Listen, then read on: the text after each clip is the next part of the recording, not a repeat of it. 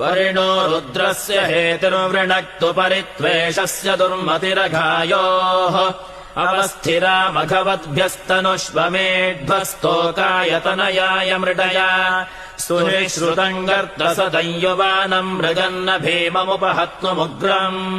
मृडाचरित्रे रुद्रस्तवानो अन्यन्ते अस्मन्निवपन्तु सेनाः मेढुष्टमशिवतमशिवो नः सुमना भव परमे वृक्ष आयुधम् निधाय कृत्तिम् वसान आचर पिनाकम् बिभ्रता गहि अर्हन् बिभर्षि सायकानि धन्वा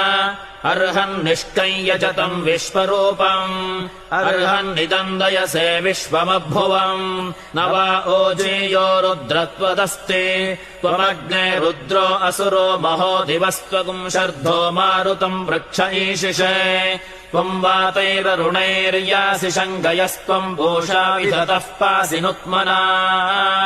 तावो राजानमध्वरस्य रुद्रगुम् होतारगुम् सत्ययजगुम् रोदस्योः अग्निम् पुरातन यत्नो रचिद्दाद्धिरण्यरूपमवसे कृणुध्वम्